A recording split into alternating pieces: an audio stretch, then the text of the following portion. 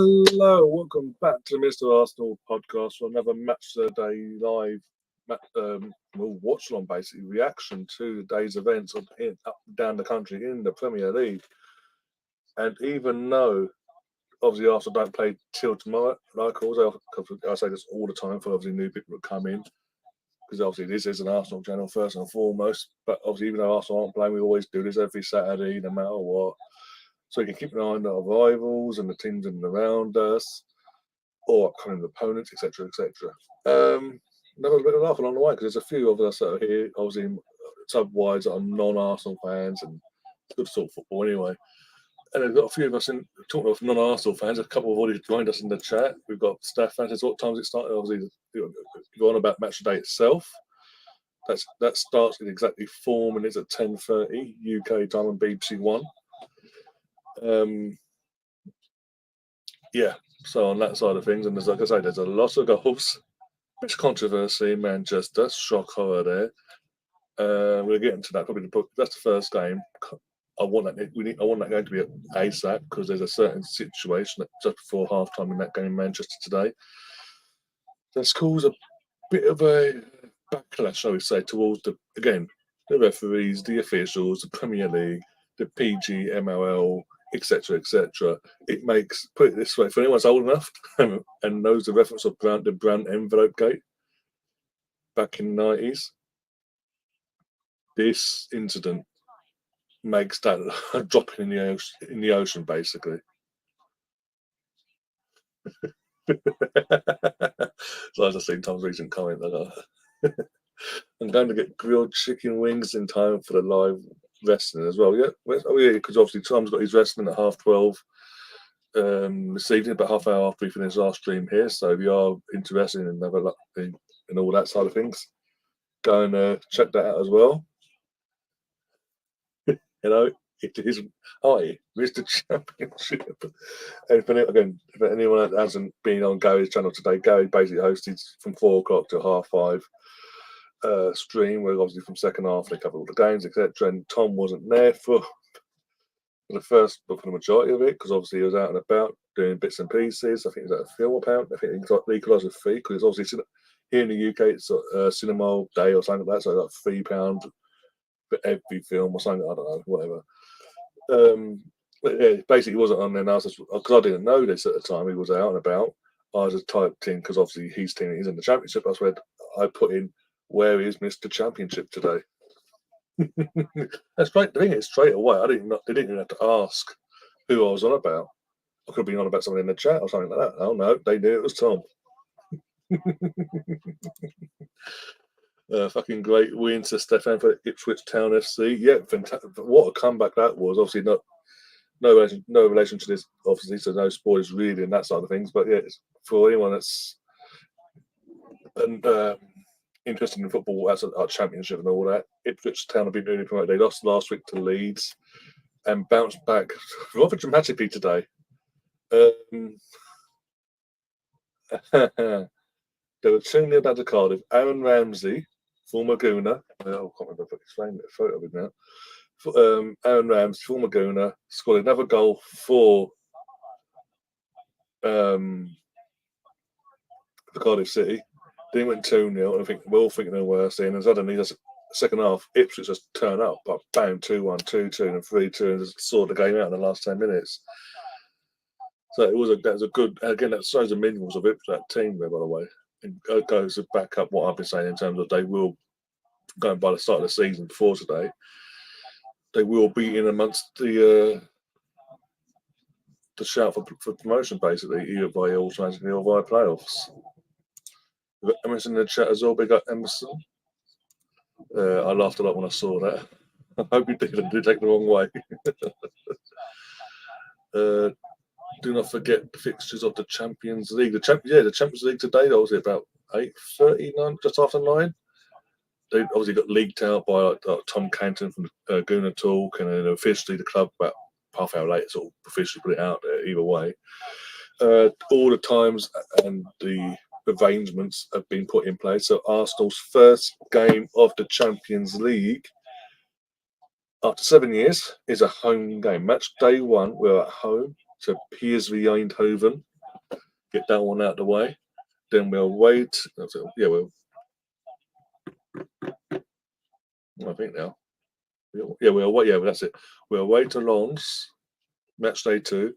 Then match day 3, 4. We'll away match day 3 to Sevilla. Match day 4 at home to Sevilla. So that's going to be the make or break of if we win or come second in our group. Really, to be honest, there. How many points we can get? If we get 6 points, that's if by some miracle we've got 12 points after 4 games we've qualified, and I think we'll win the group from now on in. But then it's match day 3, match day 4 for me. That could be the 10 point really. Match day 5, we're at home to Lens, and then we finish the group away to BSV Eindhoven, and hopefully, touch wood, we'll have qualification all wrapped up by then. I will give you the dates in a bit though on that as well. Also, for any Arsenal fans that are looking to get tickets for the first match day against PSV, if you're obviously you have to be a member. Obviously, if you're not a season ticket holder, if you're a member, the ballot opens Monday morning. I'll give you the times. I'll give you the times now. 1 second. I'll just wait for match of the day to quickly start. 1 second.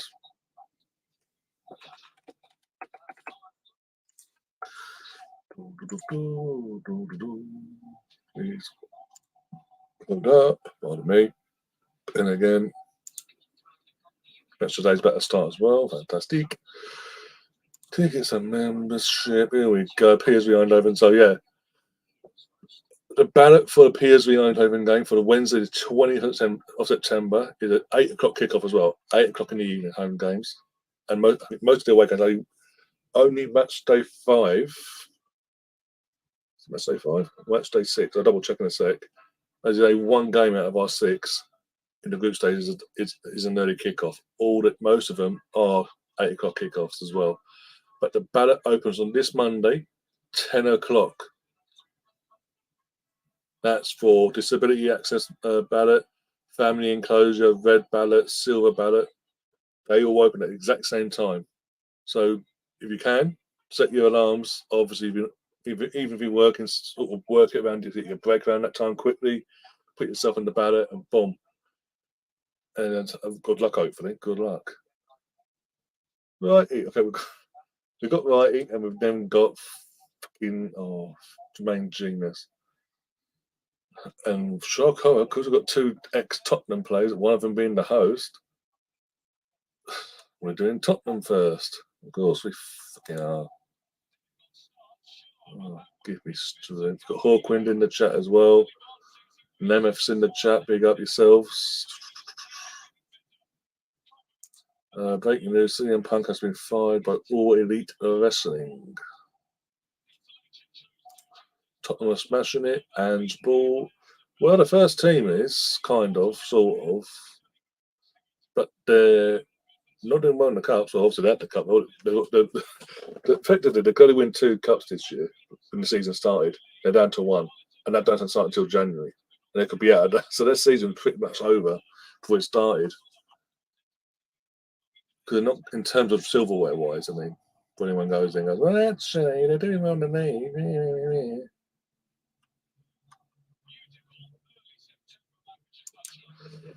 Just going in a Sif, Jermaine Genius on the right, joining in. First game is Burnley Spurs, yeah, for those not, I hate Burnley. They gave me full soap today, and I'm about to see that full soap happen here.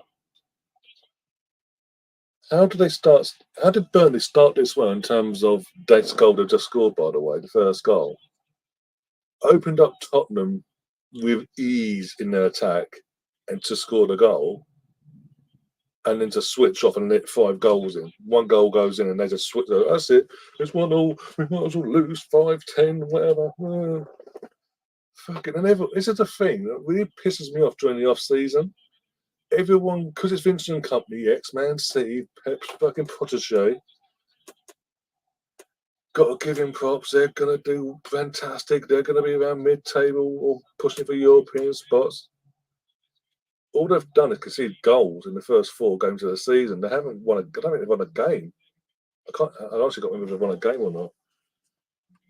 But they look crap. They genuinely look crap. Just like the other 2 that came up in terms of Luton and Sheffield United. They look no better. Then the other two.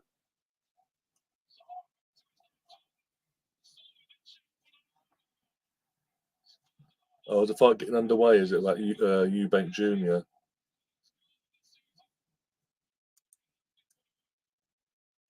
Switching off, literally, all this hands ball, by the way.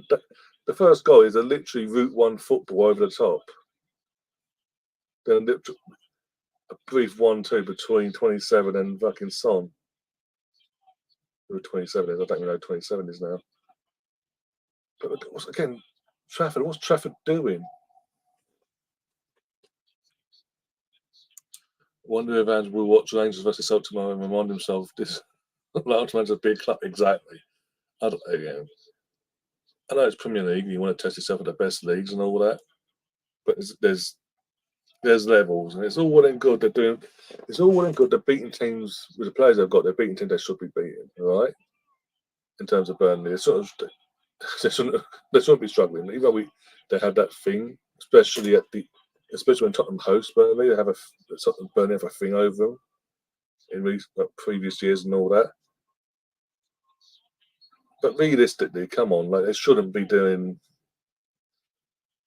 through the struggles and all that, no matter who the manager is. They've had world class managers and they've just gone, yeah, I can't be asked. And I'll repeat, I'll keep repeating until I'm proven wrong. Since Poch has been sacked, Mourinho came in, new manager bounce, was it 7, 8 games, whatever it was. New manager bounce, then got a defeat, and they just gradually faded back to normality, basically. And normal service was resumed. The hype went down. The manager lost his mind. Got into a final, got sacked, and then and then obviously Nuno came in. First 3 games he won, top of the league. Tottenham fans thinking, you know what, the football ain't fantastic. We're beating teams. You can beat Man City. One of them 3 games was Man City at home without Harry Kane. Oh, he's our Lord and Saviour. What a pull from the club and all that. Eventually, what did we take so long? And then literally 4, 5, 6, 3 games later in the league, he's sacked because he lost the next 3. They weren't doing so well in the Conference League that season with him. But either way, it goes to one defeat and it's just boom, they capitulate league-wise. They did it with Conte again. Conte comes in, big bounce, boom, pushed on a bit. But again, it's 7, 8 games like Mourinho. First defeat, fell apart again. And most of them players are still here at this club. So I'm waiting. I am genuinely waiting for the first defeat they have. I want to see in the league. I want to see the reaction.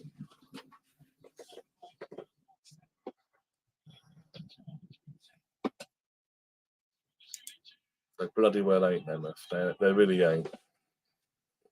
I know what you're trying to do. It ain't gonna work. We need a league gunner and Ryan on the one shot together. Bloody be a bloodbath. That'd have to be a late after hours special edition of the one show because it'd be a bloodbath. What a kick the living shit out of each other.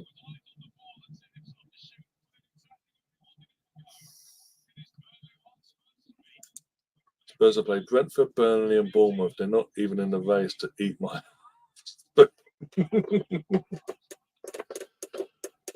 And Man United and a poor Man United. Before anyone throws in Manchester United, it's a poor Man United. Again, this will come back and bite me in the arse because we're playing them tomorrow.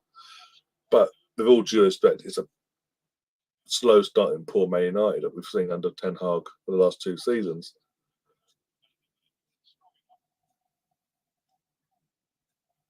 But them 3 teams there, Brentford. I mean, Brentford are a decent team, but they're not a Man City. They're not us.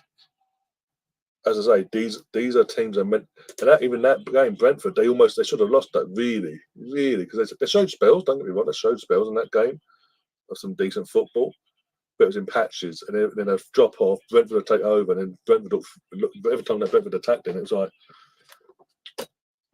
desperate defending. Basically, the goalkeeper is suspect. Don't get what anyone says. Obviously, Burnley today, I went 1-0 down and they went on a fucking rampage of scoring goals. And even at 5-1, the game's 1-1, they switch off.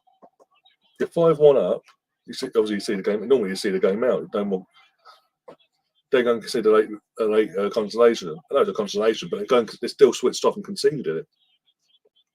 And Bournemouth, I mean, it's Bournemouth for fuck's sake. And even then, it was a close scoreline. It wasn't like they walked it up today with 4, 5, 6.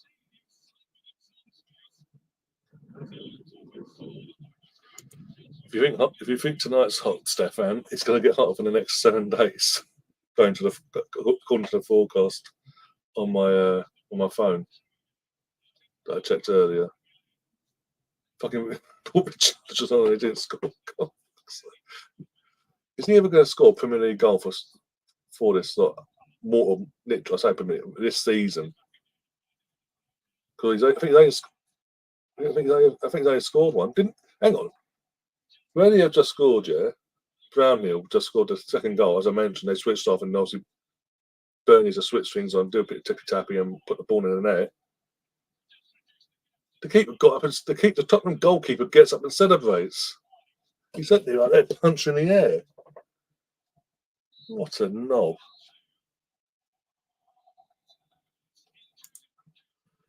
Oh, here we go. So here's the bigger club, Arsenal, Celtic. Oh, here we go. Stefan's going to go for Celtic, obviously. I mean, they've got the European Cup to their trophy cabinet, I suppose, but I agree. I would be biased and say Arsenal, but I'm not. I don't want to get involved in this. You know what? I'll let you guys decide. Didn't I tell you? If I don't agree with it, I'll tell you why you're wrong. Thank God that's nearly over. Now just got to do the analysing of this bullshit. But both clubs, at the end of the day, historically wide, both clubs are big clubs. But again, it's just got over the years, even before the Rangers situation where they got put down into basically the bottom tiers of Scottish football, way up and going into administration and all that. That league has been a 2-team league for God knows how many years, pretty much my entire life, it feels like. Here we go. We are also massive, but they ain't got a European trophy. Or the European trophy. Got European trophies, not the European trophy. Oh, Chris is just taking the piss. Chris, what about Liverpool tomorrow against Aston Villa? Go on, the villains. So who's bigger club? Arsenal all day long. That's not even a debate. Oh, go away, Stefan. Cheeky bastard. Sam saying, considering the Scottish Premier League is on the level with medium sub-level disabled, oh my God, there's only one team in it since Aberdeen in '86. Arsenal by far the bigger and better club, worth a lot more to hands down on that. If the SPL was a more competitive league and it wasn't so easy to predict, basically it's got to be basically a 2-team league. Rangers or Celtic will win the league every year. It's one of them two. Put your hand in the hat, pick it out, see what happens. Basically, out of them two. If it wasn't so that league, and let's not get twisted. The quality of the SPL is fucking awful. When you consider the Scottish clubs that are trying to qualify for the Conference League got absolutely obliterated this week.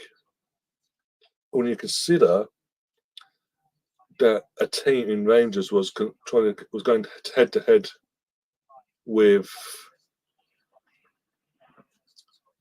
PSV, in the second leg at 2-2. In the second leg, they fell apart and went, you know what? Have to win PSV. We don't really want it. We don't want League Champions League. We don't want to be going. We don't want to be playing Tuesdays and Wednesdays. We want to play Thursdays. And they got absolutely annihilated. The quality is so poor, like so poor in Scotland, clearly. But yeah, the fact that, as I say, the teams that are trying to qualify for the Europa Conference failed miserably this week. And I say miserably, I mean fucking miserably. It made Rangers look good. That's saying something.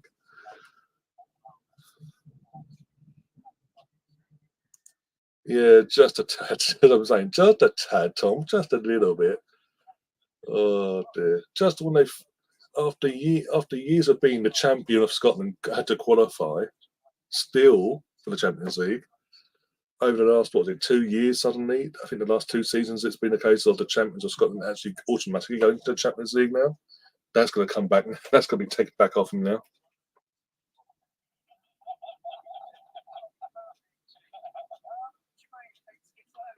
Kane didn't score for Bayern. Woohoo, that's one game. But I'm getting pissed off for Sky, by the way. Ever since Kane's gone there, it's now literally a thing of they feel they have to show every Bayern Munich game every week. Whereas beforehand, obviously all the seasons they've had these Bundesliga contracts where they can show the games, it was a mix. It was always different. It wasn't Bayern Munich every week. It wasn't Dortmund every week. It was it'll be a bit of everything basically from the Bundesliga. So you get a taste of all the clubs basically. No, it's just literally, well, one of our teams will be a taste of it, but we've got to show Bayern Munich because it's Harry Kane, Harry Kane, Harry Kane. Fuck off.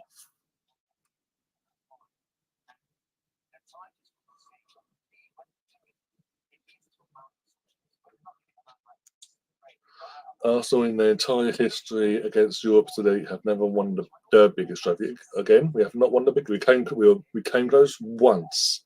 I'll say that. 2006. I don't care what anyone says. It's the proof to the pudding. In the last 12 months, it's come out the referee for that game's been investigated for match fixing, and pretty much every La Liga referee, the main referee, has been of La Liga has been investigated as well for match fixing in favour of Barcelona since 2005-6 season. Goes to prove that what Arsenal fans have been saying all along was right, that we were bent over that night and basically we weren't allowed to win that. It was basically set up for Barca to win it no matter what. Right, what's the next game? Come on. Now we can on and actually talk about actual match of the day, other than slagging off Burnley and the defensive woes. The best one, yes. This is the one I've been waiting for. And the one we've all been waiting for, really. The Chavs at Stamford Bridge today. Getting humbled just again. Getting put in their place, motherfuckers. £1 billion squad in the Chavs. The billion pounders in Chelsea, the Chavs, went toe to toe with plucky old Nottingham Forest. Nottingham Forest, that's a big fucking club. That's a bigger club than Chelsea. I don't care what anyone says. Historically, and they are. I think they're going to be. They are the way they started this season. Forest, they're not going to be struggling this year. I think they're going to be around the top half of the league this season by the end of the season because they've started off so well, and the business they've done is fantastic. Considering they've just lost their academy asset in Brennan Johnson. They've done fantastic in the window. Again, for a few years, I wanted them for about, I say a few years, about a decade or so before they came up. Every year, I was like wanting Forest to come up because they are a top club. The league, Premier League needs big clubs, and they are a big club, like I say, historically. And obviously, even though it meant we didn't win the title, obviously they confirmed their safety a game before the end of the season. In the end, they're not. I'm happy that they've done it. They've obviously not just say they've stayed up, but the fact that they've gone in the window there and gone, we actually are going to improve our squad, and so we actually improve ourselves on the pitch, or we're not put in that situation again, and we actually show improvement in the league. I hate these teams that come up and just go plucky old us, and we'll try and scrape survival every year, sort of thing, or do a Palace. Oh, we'll be fine if we just stay up and around mid-table. That number 9 for the Forest is number 9. He's a handful. Since he's become accustomed to the league, he's become a right handful. He initially had he took a bit of time to settle into this league last season, but he is an absolute handful, and he has scored crucial goals, and obviously back in the last season, but even this season so far, he's got some crucial goals as well. But it's a handful. No defence seems to be able to handle him. Way over you go. 1 billion is fucking outrageous, and that's only in 12 months. How is it? I know they spread to make the contract 7 to 8 years or 7 years of the option of an eighth and all that bullshit. But how is it? By the way, they're only there's this loophole that they're using, right? But how is it? How can I put this? That they're allowed to spend that they're the only club, by the way, that uses this loophole in the entire UEFA not just in England, but the entire European continent, basically. There you go, 1-0. Number 20, one of those boys as well. Alanga, that was it. Former Man United lad. Anthony Alanga, the one that got the assist against us. Good goal. Actually, good finish, actually, from him. Gets the ball, just passes to him, and he just runs. Who's next to him? What was I trying to think? Who was next to him here? Basically, it was not the mark and didn't mark him. He just went run for it. Thank you very much. And it was sort of opened his body up and passed it into the bottom corner. Well taken goal, and fair play to him. What a block there. Turner. Good old Kevin Campbell must be he'll be ecstatic today for his former club. Hopefully we can make it a double tomorrow. With obviously the club that obviously gave him the platform in the first place. Yeah. I've obviously seen it had the collection he has for his fans. Oh my god, how the hell did he miss that? Nicholas Jackson, Jesus Christ! About I'm trying to think about 3-4 yards out. The ball gets played back to him. He toe pokes. He's like, it's literally all you got to do: get a touch on it, put it in. He gets a touch. He gets his boot, his laces underneath it, and somehow, by doing it, by the lunge and the touch, he lifts it over the bar. Jesus Christ!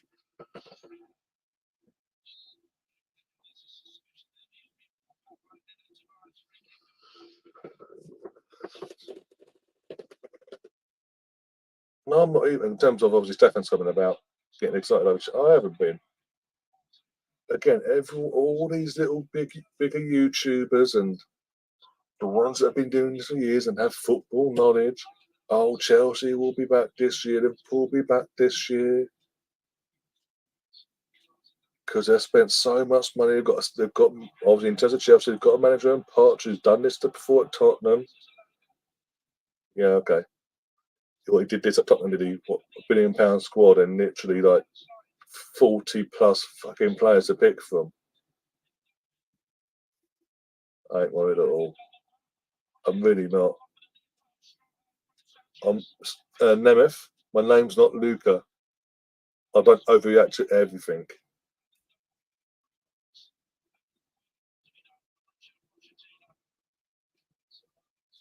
But I said I'm happy to say this. I said this to my brother during the pre-season tour in America. When they won the little fucking Premier League fucking bullshit thing, the pre-season.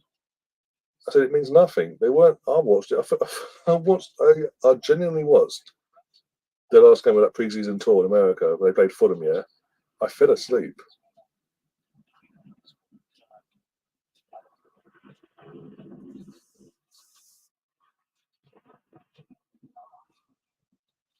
You do. I don't. I really don't. I'm not worried. I don't give a shit about them. Tottenham. In the grand scheme of things, the rival, yeah, and that side of things. What? I can't say in that sense, but really, I'm waiting for the new manager bubble to burst. It will burst. They've got there's only one trophy they can go for now. They're not going to win that. I can put my house. I'll put anything. I'll put my PC on it. Basically, that Tottenham will not win the FA Cup this year for this season. Just yeah, it's like Oh, you've got to laugh because they're not going to win anything. And that's what clubs are meant to do. They're not going to finish above us because the independence bounce bubble will burst. And not we've seen under, as I say, under Mourinho, under Nuno, under Conte. What's the common denominator of them three? The players that are still there, that have lived through them three managers. As soon as a league defeat comes, be it home or away, and they will capitulate again. And over the space from that moment onwards, and in 12 months of that first defeat, and you'll be sacked. I have no doubt about it. There's a potential we'll be here again next year with them having a new manager again. There's no way they're getting Champions League football.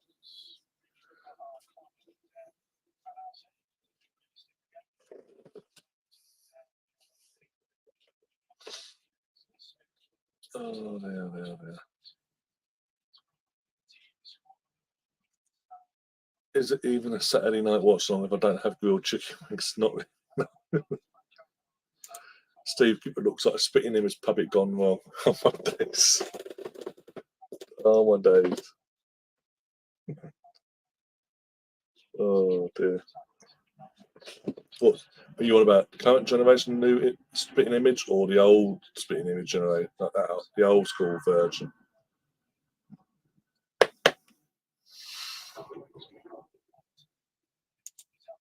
Got a feeling that Andrew, but yeah, that's what I'm saying. And it's going to, I think, soon if we get that first league defeat within the first 2 games after the international break, for example, he won't be here next season. Because we've seen it again, as I say, we saw it with Mourinho, we saw it with Nuno. Nuno was the shortest one, obviously, that was like literally like how many days?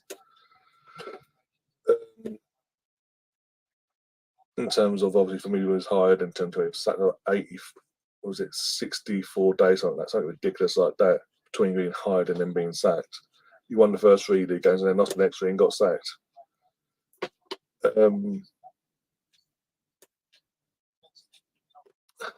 I say, so he saw it then with him. Antonio Conte, who's meant to be even better than Mourinho. The same thing happened again. That bounce, 6, 7 games, whatever it was. First defeat they had in the league with him, and things started, the cracks started showing straight away. And then not too long later, look what happened. Back in basically March last year, going into the last international break, he had a complete meltdown and got himself sacked because he's had enough. Because the cracks were there throughout the entire season. He realised that actually, you know what?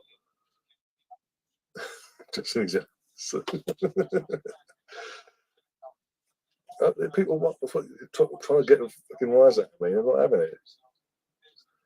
I'm just speaking facts. And I said I'm going by the common denominator of all them 3 sackings is the players, and the players that live through that are still fucking the majority of them are still there. So I expect nothing until I'm proven wrong. Well, from what I see, my opinion is not going to change. I expect him to be gone.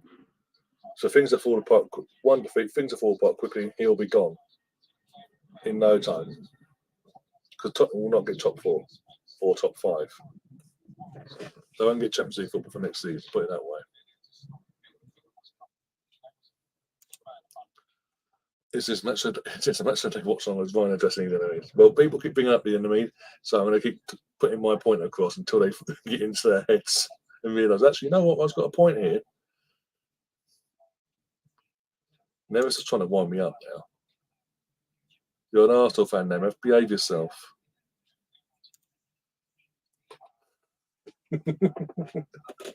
Ryan's monologues look, the Bex rant and bants look like this place.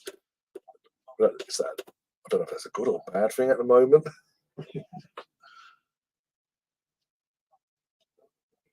Oh dear. That exactly, Sam. Oh, thanks a lot. Jesus Christ. I prefer when Ryan addresses his enemies. Well, you keep bringing them. You keep bringing up the enemies. I'll put my point across. I don't care. Even if we've moved on to fucking Chelsea, fucking hell. And that was again it's hard up form, but they were fucking woeful today. But Chelsea are back. Chelsea are back. They're going to get top 4, top 5. There's also Chelsea off and Potts off. Yeah, okay. And that's right. There's been, as I say, this in the just over a year now since he took over officially at Chelsea. As you've mentioned, he spent over £1 billion on his squad. £1 billion. They should be competing for the fucking league now, not us. Look at the fucking shit we got last year. Over X amount of years, over the last few years, you spent all this money. They've surpassed us in 12 months, beyond us. But no, we won't say they've got to win the title. Because they've got to win the title this year, but they won't win the title, but it'll be okay because they're in rebuild. Because it's Chelsea, we'll sack them off. It's a joke. Here we go. Controversy FC coming our way, live from Manchester, ladies and gentlemen. Where, coincidentally, pretty much every ref is from Manchester, outside Greater Manchester. Where, coincidentally, by the way, Howard Webb favoured when he was a referee. I mean, it was red side of Manchester United, but nevertheless. And the rant is coming, trust me. You wanted a rant? This was the one it was coming for because of the incident that happened just before half time.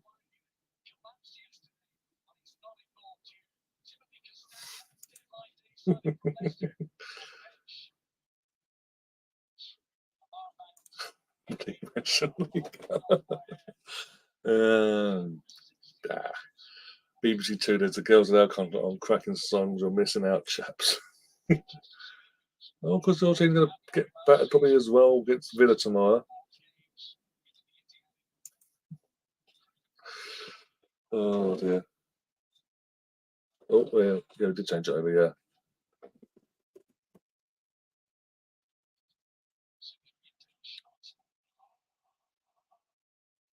I mean, Belly and his funds made a trip, by the way, by the looks of it. Just looking beyond the goal that obviously Man City was having in their first half. The Fulham fans didn't exactly get behind their team today. And I'm looking into the away in there, and literally that lower section is literally what I can probably count like 40, 50 people there amongst the gaps. That's a poor showing, let's be honest.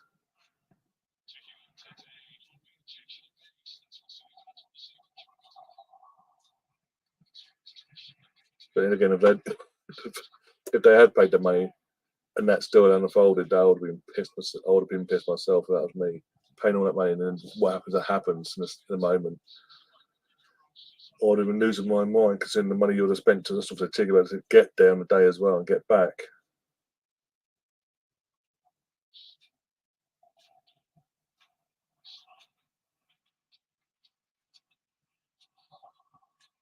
Jesus Christ! Someone needs to take photo. I'm going to say this now. If he happens to international duty, so be it.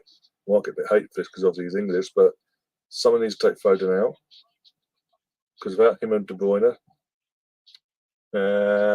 fuck off, Nemeth.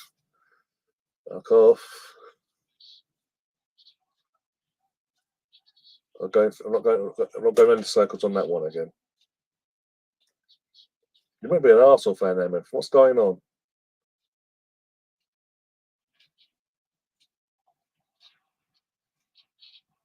Offside, it looks, but okay.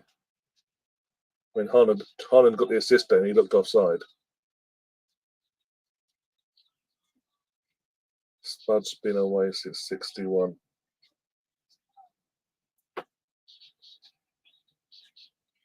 Oh, amazing they don't show the potential offside that I think I saw there. Okay. Fuck's sake. Well, they are actually going to look. Oh no, fucking. The League Cup hero played him on the side, for fuck's sake.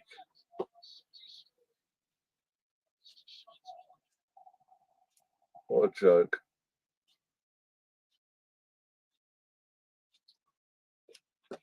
Okay, making a mistake there for a corner.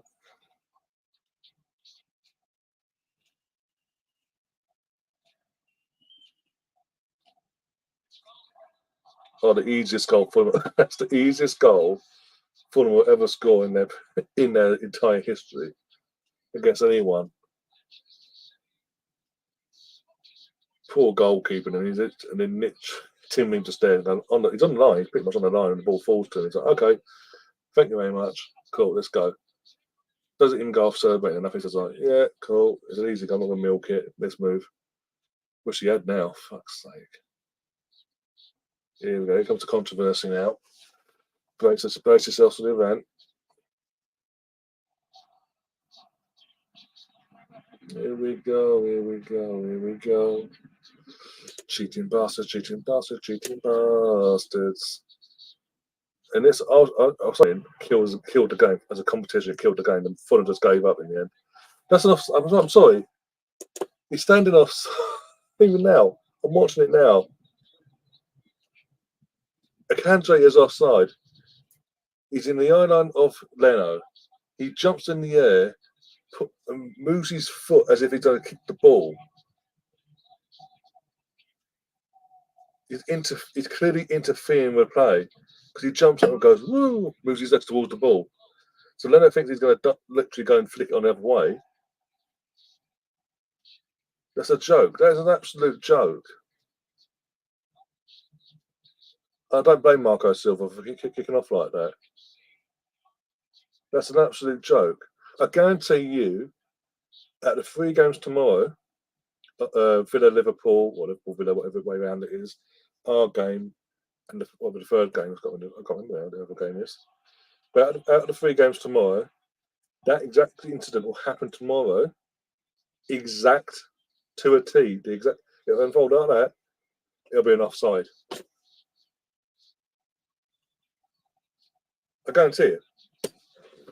And the thing is, at some point, probably in the morning now, Howard Webber is a thing going that Howard Webber's put another apology out to Marco Silva and Fulham.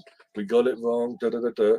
Or they'll wait. They won't do it now because the backlash are getting from that, by the way, because it's just ridiculous. It's like, well, oh yeah, this paper with words on that's going to help us get our points back, isn't it? It's an absolute fuck. It's a fast. No, there's all they'll do. We'll just wait until X, Y, and Z. We'll wait until Christmas and we'll do. Well, these are the mistakes we've made since the start of the season. This game, that game, da da da da da da da da da da da. Again, pointing out the obvious. Either way, far too late. Even if you do it way down the line, or they do it in the moment of the next day or whatever, within hours of the incident happening, it's too late because that team's then effectively given up what we saw in this game. They gave up and went, okay, we're not going to. In fact, the ref's not on our side. VAR's not on our side. The entire organisation is against us. So why are we bothering today? Let's give them the points basically. Let's not try. That's how it felt in the second half. That's how it feels from what I'm watching here.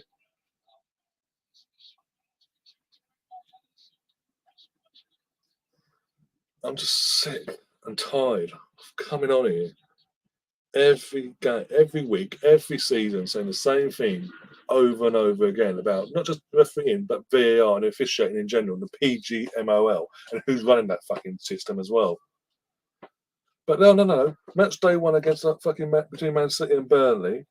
Let's do a little piece with Howard Webb at his new offices, his new shiny offices with the new TVs, the little RT machine here. I don't give a shit. As a fan, I don't give a shit. First and foremost, you're paid as professionals. This is the key thing, by the way. They're meant to be fucking full-time professionals. They don't act like it, and they can't even do their job. The guy that forgot to put lines on the screen between Arsenal and Brentford, against Brentford, by the way, in the midst of a title race, was forcibly sacked at the time. 6 days later, because of the backlash they were still getting over that situation 6 days later by the fans, not just Arsenal fans in general, the media, pundits, you name it. They then go, you know what? He's stepping down. We're sacking him. And that was in what? I think now, early March. After Community Shield. On the Thursday, late Thursday night, it leaked out John Watson had been whatever his name is. Oh, I forgot his name now. Watson, yeah, Watson. Basically, the guy, as I say, the guy that got sacked for forgetting to put lines in. Yeah, right. He's now been brought back to train the referees. The guy that forgot to do his job and forgot to put lines on the screen, on a screen, by the way, is now being brought back to train up the next generation of referees. You couldn't make it up. That would be like me, basically fucking up in my line of work, which is I'm a chef, by the way. That'd be like me being absolutely shit at my job, getting sacked by the company that employs me for being so shit that I give someone food poisoning, for example, right? Because I forgot to do a certain thing in the making of a meal.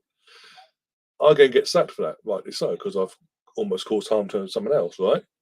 Because I haven't done my job. I forgot to do something along the way in the process of making the meal that's caused that harm, right? So then I get sacked, and then 6 months later they come back to me and go, you know what, Ryan? I know you made that mistake. You're rightly sacked. We had to do it. Da, da, da, da, da. But you know what? Do you want to come back? We're going to bring you back, give you a bigger pay increase, by the way. Can you then train the new chefs that we got coming in? That would be disaster waiting to happen. It is. I'm just fucking sick of it. I'm sick of the blatant. It is blatant corruption. I don't care what anyone says now. It's so blatant. It's unreal. Literally, I've said it time and time again. Find me, out of all the referees that we have in this country, in terms of the Premier League referees here, find me one that doesn't live in Manchester or Greater Manchester or from Greater Manchester or in around Liverpool, for example.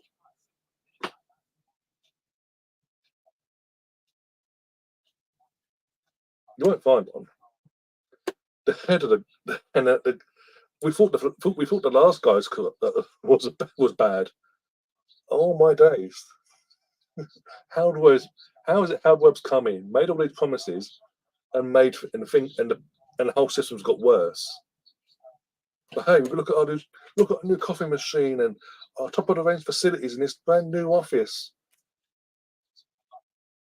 I don't care. Fans don't care because you're not doing your job. If you're doing your jobs, we wouldn't care. Just so you can show it off what you want, but we wouldn't care either way.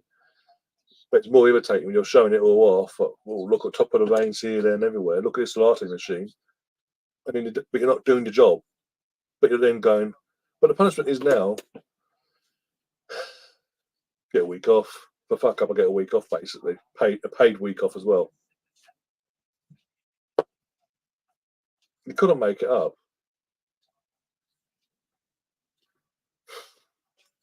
And if a manager even questions a referee's, the irony is, amongst all that, if a referee makes a mistake and then gets punished later on down, I say punished, down the line. if a manager for the home team or their away team was to question the referee's authority in that situation, they get booked. But when later on after that game, when it's considered that actually that whole situation was born from a mistake, that yellow card that manager's got will not be rescinded. So the manager gets booked for questioning the mistake that's then later on found out to be an actual mistake. But yeah, that doesn't happen. You know what I'm saying? It's a joke. Every year it's a joke. The rules get more and more bizarre and more protection FC. End of the day, the whole PGMOL system needs a complete clear out. Howard Webb can, I know he's only just come back, but he can piss off as well. He's a complete clear out. And a new generation needs to be brought, in terms of referee side of things, a new generation needs to be brought through and blooded in ASAP. Anyway, next game up is Brighton versus Newcastle. This will be turn your TVs off now if you're a Newcastle fan, because this is not good viewing. I'll be honest, I watched this game live, and if I was a Newcastle fan, I'd be shitting myself. Four games in, 3 defeats, 1 win, and today they just didn't look at the races whatsoever. Soon as they conceded, is that they gave up. Like the entire team. Second half they come out and they're fucking about the ball at the back. They're fucking about it, and Chipping and was gives away a goal.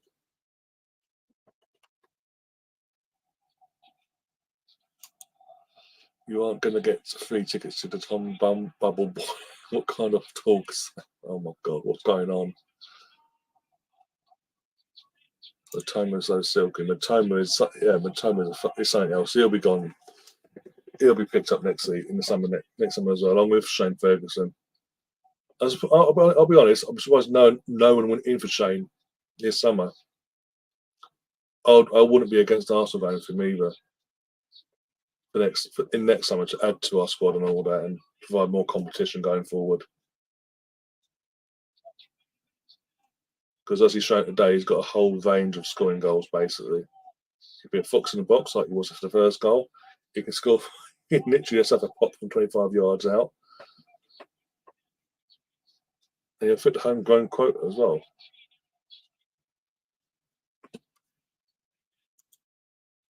Ferguson is a very good player, yeah. As I say, yeah, I wouldn't be against us going to get him in the summer. Hey, normally, depending on what we do this season, that could be our entire budget, but I'll fuck it. But Newcastle, this might sound harsh, 4 league games into the season after the job he did last year, getting them into top 4 and all that, and back in the Champions League. But performance-wise, these things aren't looking good. I mean, how they did. Losing to Man City is one thing. Having luck in the cutting edge against Man City is one thing because it's Man City.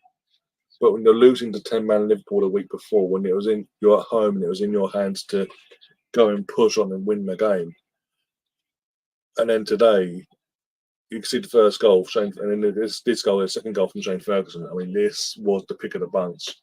25 yards out and places it into that bottom corner from 25 yards out. He's a fantastic little player. Again, I'm surprised no one tried to approach him to try and get him in this summer.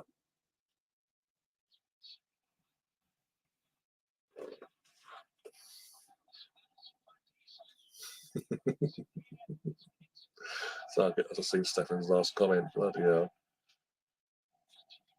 But I was saying, in terms of Newcastle, the second that first goal goes in, they weren't looking good before and at 0-0, but it was end-to-end ish.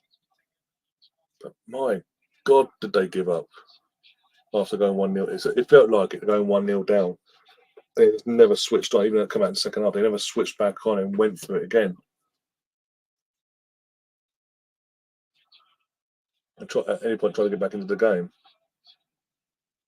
to try and get a point or nothing. They just didn't. And this third goal sums up Newcastle's day, the deflection. The goal was obviously Ferguson's the youngest Premier League player to get a hat trick. I think fair enough.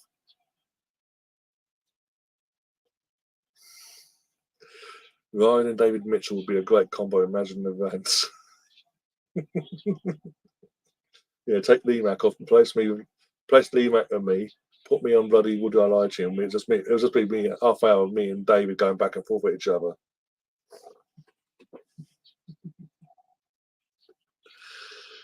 Oh dear.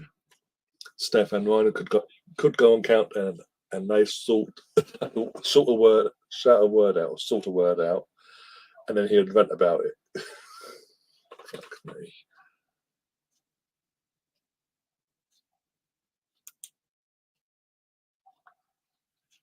But yeah, if I'm Eddie Howe, I'll be concerned, and I'll be worried about my job basically after these first few games and how they've gone performance wise, especially with the owners and what they are nowadays. They've got a tough group coming up in the Champions League, as we all know. They're going to want to make a fight of it. They will not want to be embarrassed and be seen as the whipping club of the group, basically. Like Rangers, we saw with Rangers last year. They're not going to want to see that and be seen as that for the first season in the Champions League as owners of the club. Also, having a taste of getting that top four, they're not going to want to rescind it either.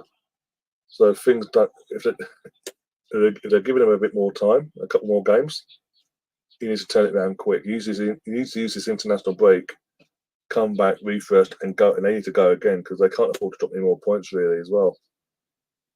Before we see what happened with Liverpool last year and Chelsea and Spuds. And then when you add in the Champions League group stage itself, that's intense.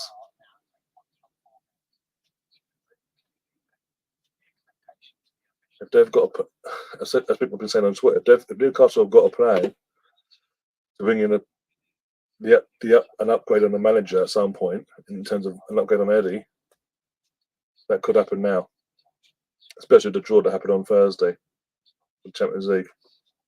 That could happen sooner rather than later now because the results aren't going their way in the league. I kind of wouldn't be surprised.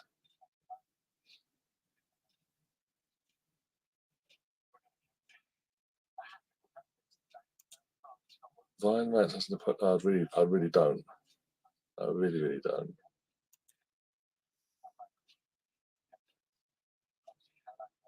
Behave yourselves now, people. The fact he sacked off the toys and one extra brownie points a year. Okay. Oh, stop it, Chris.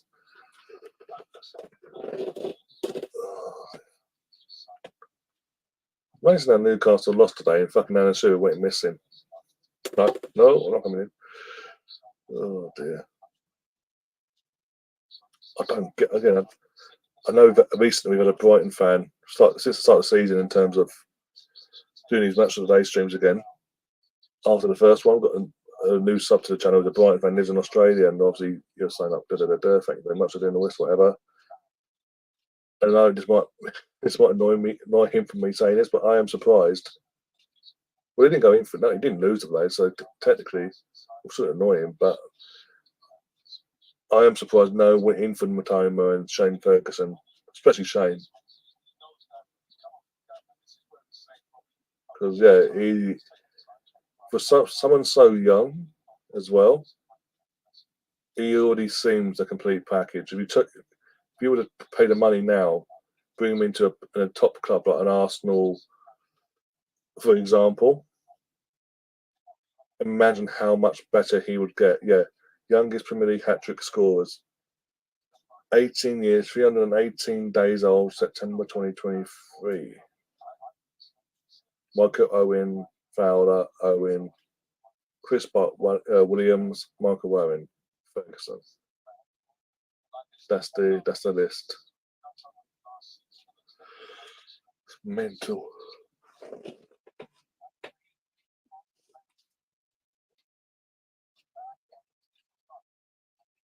Why is this chat going into absolute anarchy? And Sam's not even leading the line in it, by the way, either.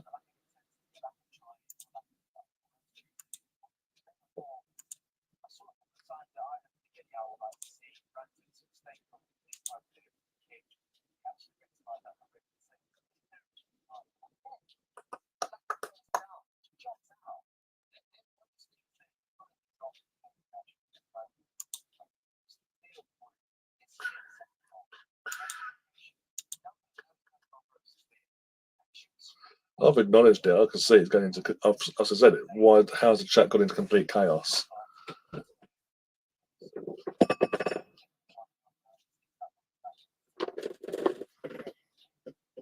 I think I will say this. Sam's at the. Usually, it's Sam leading the line on that as well. He's not even he's not even in the chat to actually go to add to the anarchy.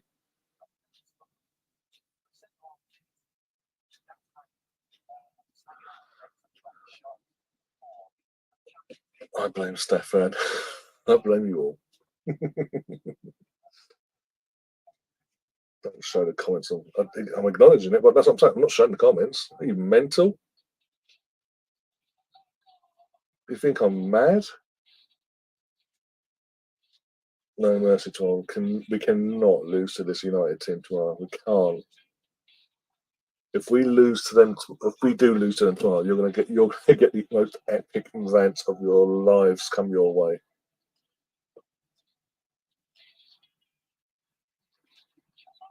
Yeah, it's Palace v Wolves tomorrow. There you go. So how is it with Liverpool v Villa not on TV? Palace versus Villa, Palace versus Wolves is on TV on Sky. Make sense of that one.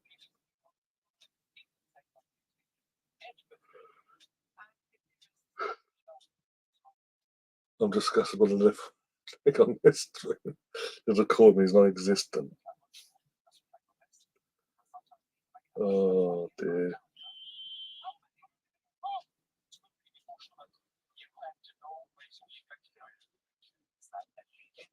Oh, Sam. Yeah, Sam's back in the chat. A football channel and there's no goals about Pretty Patel. Oh my god. Dear God. Nemeth's just been Nemeth. Here we go. Sheffield United versus Everton. Everton, sorry. Two teams are going to be battling throughout the season to stay up. I think Everton are going this season. I've said it from pretty much day one. Before the season even started, I think this is the year Everton go. They've been flirting. And I know it's going to sound harsh considering it's their last season at Goodison Park. But it was always, again, I always say, there's always that club that flirts with relegation for year after year after year. And eventually they will go. We saw it with Sunderland for a few years. We saw it with Aston Villa. When they went down, they flirted for a bit and then they eventually went. And Everton's the latest one. Flirted for a few years and this is be the one they go. So they're going to start their new chapter of their club's life at the Docks in the Championship. It's not. It's all on the ownership and the board in general.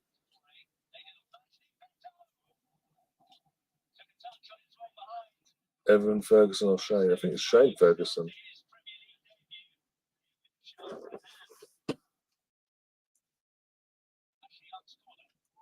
Yeah, exactly. That's what I'm saying. It's someone so young. We brought him in. What he's shown already at such a young age, Sam. If you were to bring him in to an Arsenal, for example, at his age with the talent he's shown already, imagine how much we could unlock of him at this club with the talent around him that he would have. I was naming a few, yes, Southampton as well, but I was naming a couple of examples.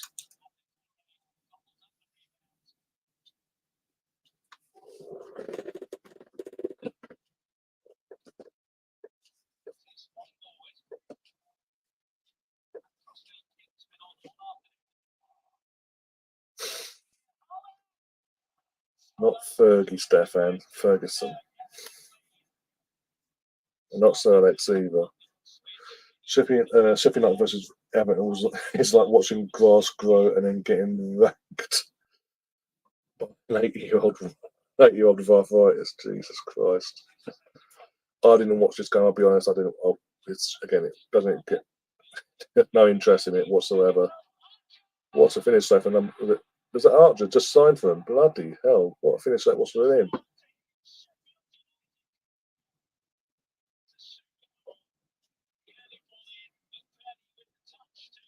I mean, no one marked him. No one was near him bothered to mark him out of the game for that goal there. He's out of space, got past to him from McBurney. I went, thank you very much. His foot around it, bang in the goal.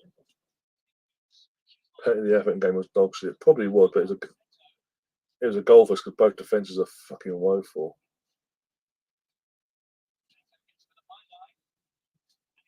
Jesus Christ. I don't rate the Sheffield United goalkeeper either. I don't know what his name is. Fongingham. I don't watch much of them, but the games I have watched, he's shit. He's just crap. I mean, I watched the live footage of him last week against Man City. Both goals, he just stands on the spot around, boom. What an own goal from Jordan Pickford. It's Emi Martinez eat your heart out moment there for Jordan Pickford. Archer with a shot there, ricocheted off the post into the back of Pickford's head and went back towards the goal, and it made 2-1 to Sheffield United.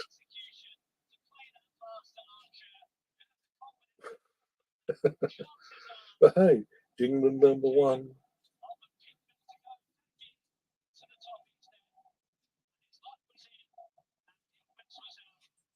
I'm sorry, it might sound biased or harsh or whatever, but how can an England #1 goalkeeper play for a club that's constantly leaking goals week in, week out,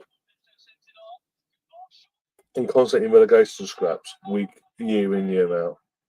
And yet you've got other goalkeepers in England playing for similar clubs or bigger clubs, performing at a better level, and they're basically cannon fodder to the relegation for the goalkeeper, basically. The guy that leaks goals week in, week out. Make sense of that one. They were saying how bad it was on the radio. I wouldn't be surprised, to be honest. I mean, apart from the goals, Sue Smith and Sky, they barely went to, apart from when the goals happened. I mean, fucking, they've had chances in Sheffield to win this game here. Woeful defending from experience, I'd say. And there's just wasteful chances from Sheffield.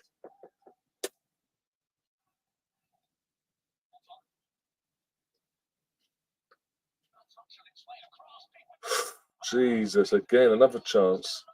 The players gone over the board, the advertising boards.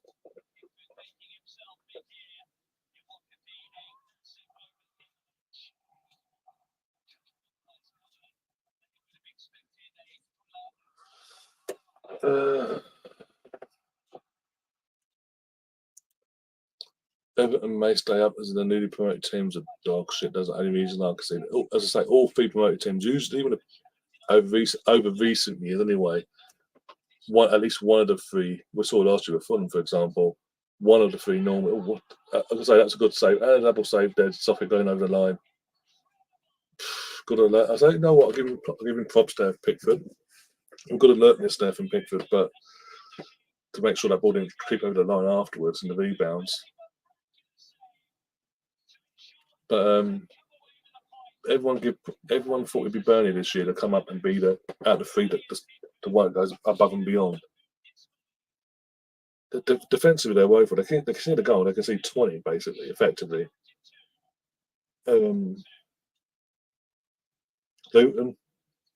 I'll be honest. Again, I said this all summer. Basically, I'm expecting Luton to have a pretty similar, if not worse, season than the Derby County 07-08 squad.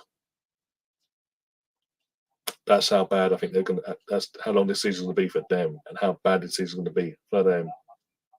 That Derby County team had a negative goal difference of negative.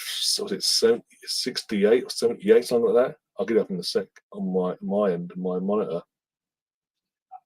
That's how bad that was. I think it could be even worse. Not just in goal difference, but in points and everything. I think there's a potential Luton could break the record that Derby hold. If I'm being brutally honest there. Sheffield United look okay-ish. I mean, today, in terms of that Archer making his debut today, -6-2, I think it was. Yeah, I'll double check in a sec.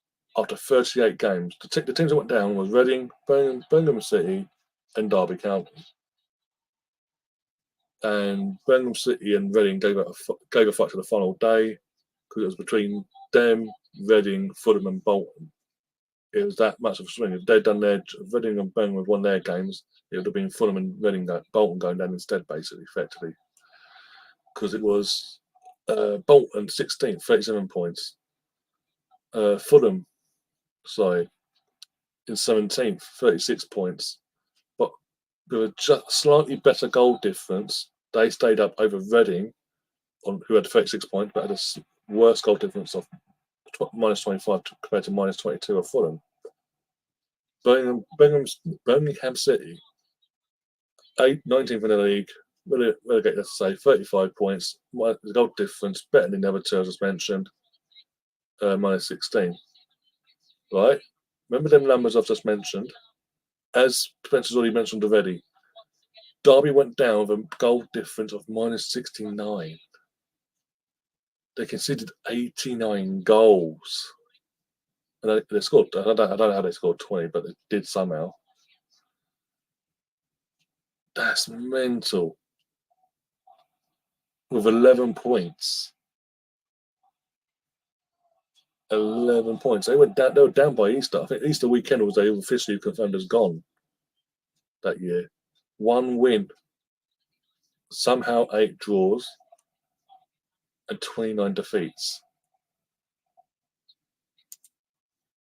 That's fucking mental.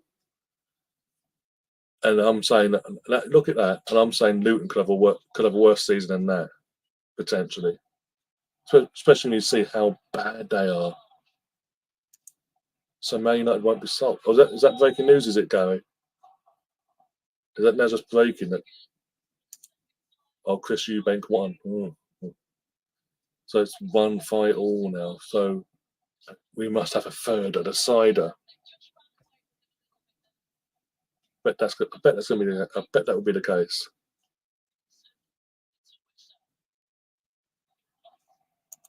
They were a solid state that season. They just weren't ready. They came up. They had Premier League proven players, but the Premier League proven players they had were at the end of their careers. I mean, right at the end. Robbie Savage was gone. Lauren Robert got brought in January. That was mental. 2.3 goals per game conceded for Derby. That's mental. And I think, as I say, Luton. That's good. I think it could be worse than Luton. Let's say. Of course, it won't be sold. I mean, they haven't been sold this. Oh my days! What a goal from Bournemouth! What was the goalkeeper doing? The David Rose replacement comes out, obviously doesn't take the plate, obviously, but looks like he's going to, pulls himself in because he knows he gives away a penalty, and leaves an open goal, fully attacking the score and make it 2-1 to Bournemouth. You know what? I've got to say this though, Bournemouth's away kit's not a bad kit actually. It's like, I think it's yellow and black, half and half, like half yellow, half black. Not a bad one. It's Brooks as well. The guy, the young lad, David Brooks, who has been on a recovery for some of his cancer diagnosis a couple of years back. Oh, what a finisher, Cameron Bueno. Bloody hell. Again, how did no one go in for him this summer as well? I know obviously they wouldn't probably have knocked it back, because they don't know Ivan as well until whenever, or potentially ever. But he is in Bueno, he's a phenomenal player. And you'd think one of the top clubs would have gone in for him this summer as well. To add the quality, because he's a quality player. His finishing is fantastic. Magnificent Jafar. I think Arsenal should take the gamble and sign Ivan Toney in January. Yeah, totally agree. If by the January window that's an option and we do that, and we are in a title race with Man City, be it leading it or just behind by a point or two, whatever, getting him in January could be the difference to us either seeing the job off or getting over the line to see the job off. I think it's more shocking to only score 20 goals. As I say, I was looking at the table. I'm thinking, how the fuck did they score 20 goals? We beat them 5-0 at our place at the start of the season, and then 6-2 the back end. Literally, like the penultimate game of the season was our game. We played Derby at theirs. We beat them 6-2. And their 2 goals were because we just went, we're 4 points off the title, we can't win it, so whatever. But we've got to beat you anyway, 6.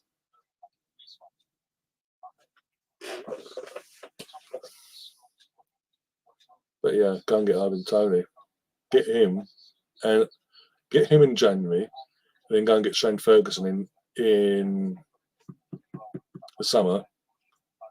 My God, next season teams need to look out on us because we would have that would be a lethal attack. Just for options, I mean, the options we would have. You think about it: Saka, Martinelli, Trossard, Smith Rowe, Jesus, Shane Ferguson, Ivan Toney, Eddie Nketiah. That would be lethal. As a collective, that would be more lethal than just the individual what Man City have. Mbeumo is underrated. What a player! That first touch and spin from Mbeumo. He does it time and time again. It's not even that moment you mentioned there was a one-off. He does it time and time again. It's not just that particular style of goal. He has a mix. He has a mixture of goals. He'll get in the box. He'll make the runs into the box to get the goal if he has to. Or he'll just get the ball and run with it. He'll get the ball in the halfway line and just can run and score like we saw against Tottenham every week.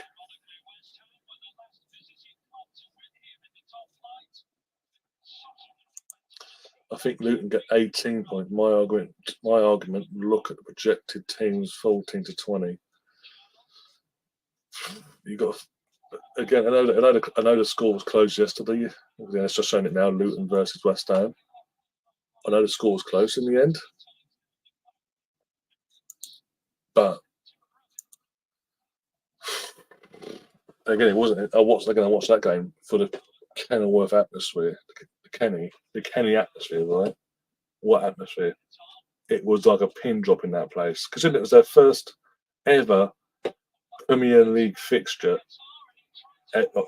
just in general, and ever at home.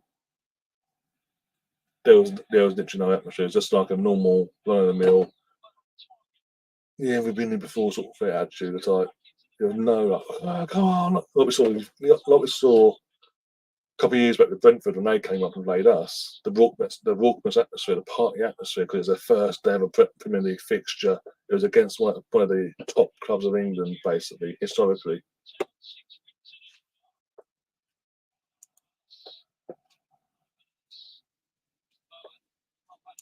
Still going down. Of course, they're going down. Ferguson's cold. Can't believe he's just 18. Exactly.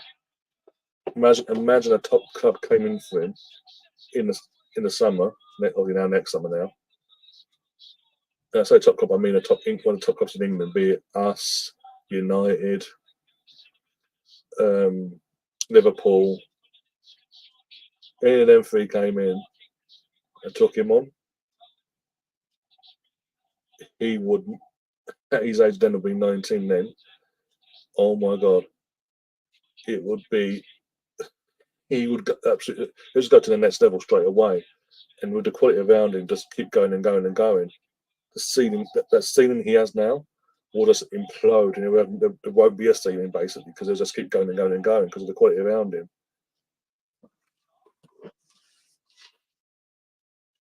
But I don't see it. I'll be honest. I don't see how Luton get the 18 points from what I'm seeing. Defensively, they're just all over the place every week. They've got Sambi the Conga coming in on loan. You can't, again, with all due respect, I know he's an Arsenal player, technically. But I can't see even him being able to improve this Luton side. Put his stamp on things to put them up, keep them up and all that. Arguably the worst move really in one sense. You'd rather him go to surely he would have rather gone to a more established Premier League side around that side of things. I would say players, but fucking Roy Hodgson fucked him basically when he took over. So I wouldn't say, but you know, someone of that, a club of that ilk that's been in a league for X amount of years, you get minutes, but you're guaranteed you're not going to be in a relegation scrap, things like that. But you get your minutes that way, sort of thing, and learn on the job that sort of way. Not in a relegation scrap where the team you've gone to on loan is expected to be the whipping boys of the league, like they are.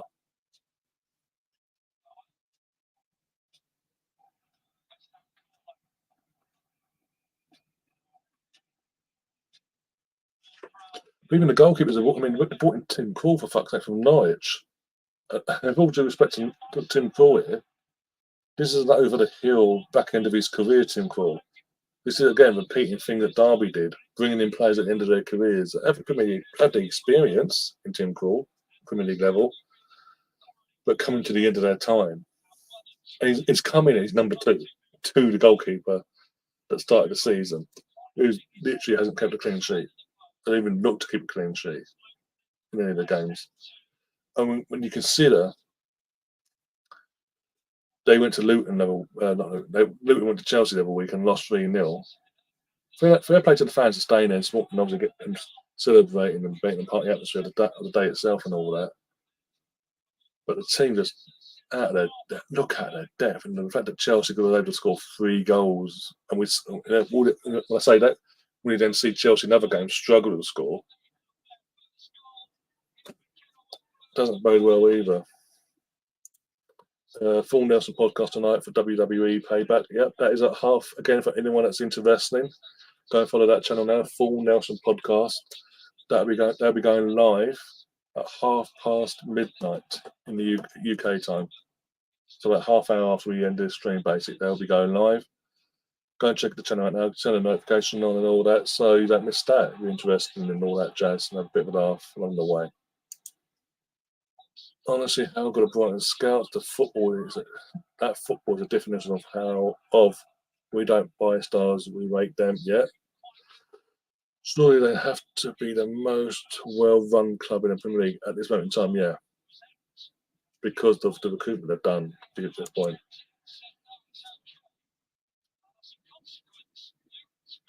I don't get how that was a dark penalty, but yeah. But even again, I know the Kenilworth ground, they've drastically flown up from non-league to back to the Premier, back into the Football League and up into obviously the Premier League.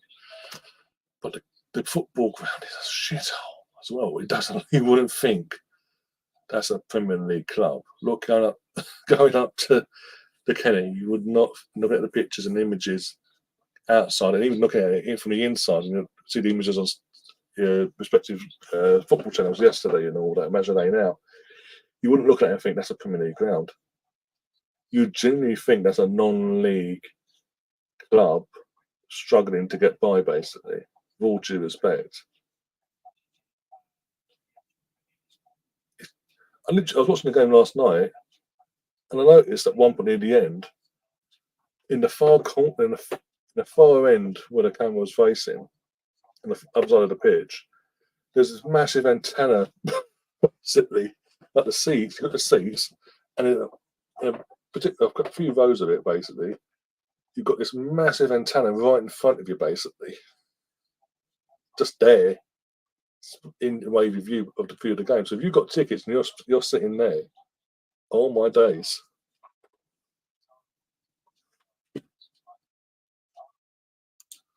So off top question, what's your thoughts on CM Punk getting fired by AEW? Again, I'm personally I'm not a wrestling fan, but everyone else here pretty much is.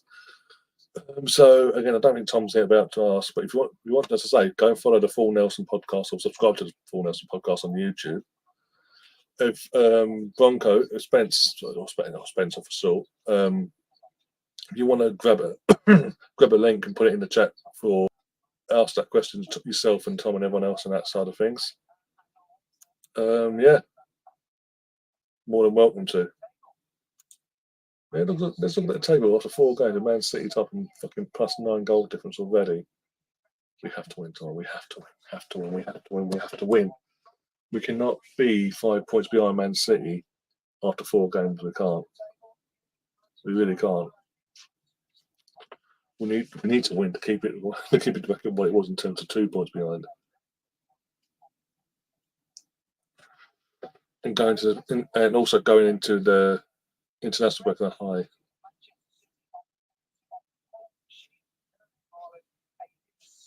$600K a week, fucking joke.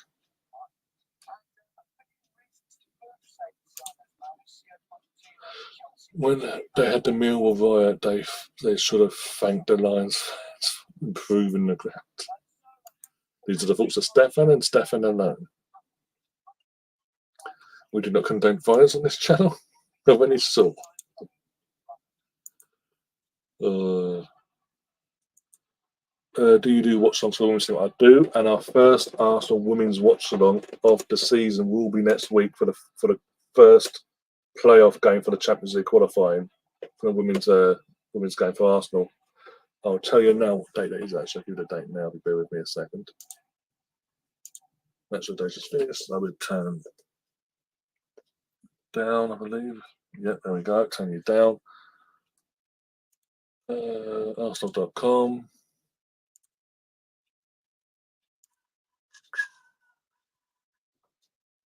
Women. Next Wednesday, 4 o'clock kickoff. Arsenal women against Swedish Storm. I don't know if I'm trying to pronounce that, but yeah, we're playing a Swedish side. Are we at home for that? We'll place as a home team. Don't say where it is. No, is that we're playing at their ground? I'm assuming in Sweden. So we're not at home, we're away. And I think if we win that, we then play away against a team as a Paris FC. Then we play a 2-legged knockout round for the actual qualification into the group stages of the Champions League. But yeah, the first Arsenal women's watch along of the season is next week. So do keep an eye out for that over the next few days when the stream gets put up ready to go. We did cover the women's watch-along, the women's World Cup as well, in terms of England women's and all that. So yeah. So yeah. And obviously international when the women going on international duty, we do cover the England women as well, because obviously Leah, Beth, and all that. A bit good from our perspective, some good news. Obviously, Vivian Miedema and Beth Mead have been named in the squad travelling for this game next week. Oh yeah, we should walk in terms of qualifying for next week's game as well. Next week's game was a win and go through to the last one-off game playoff thing, we're going to call it. I don't get what they've done this year, but they've done it. We should then beat Paris FC. What a name! Comfortably, and then who have we get in the last playoff before the actual competition gets underway? It will probably be tougher, but we should still get through. Just with the squad we have nowadays, we really should get through comfortably. I mean, we've got Plaxtinius and Alicia Russo, Beth Mead, Vivian Miedema, Caitlin Ford, Kim Little's back as well, Frida Arnhem. I mean, it is unbelievable the squad we have, and we're still making signings as we speak. We've just signed one of the World Cup winners from Spain as well in defence. With the signing we have made, Arsenal Women FC. I'm really excited for the season. Russo, Ford, Viv, Hurling. That's scary. And then also our defence. I mean, considering we won't have Leah for the first month of the season when the actual WSL gets underway in October. For the first 3 or 4 WSL games, we won't have Leah, but she'll probably be back from match day 5, 6, around about that time. She'll be back along with Laura Wittweier around that sort of time as well. I know what that's good, considering in normal circumstances, with no World Cup or anything in the way in summer, our season would have started by now. We wouldn't have Leah for the first half of the season. So to have only have a mission for the first few games is huge. And the fact we've got Kim obviously coming back from her injury, Viv's back, Viv's back, Beth's back, and the players we brought in Amanda from Amanda, that's the Swedish defender, our Canadian striker we brought in as well as a squad rotational player by the looks of it. Oh my days. It is the depth we've got now throughout when we've got a fully fit squad is top notch. And yeah, I will touch on this probably before we wrap things up. Thoughts on Arsenal going in from Mary Ups from United? Yeah. Leila Condena. Probably butchered a surname. I do apologise.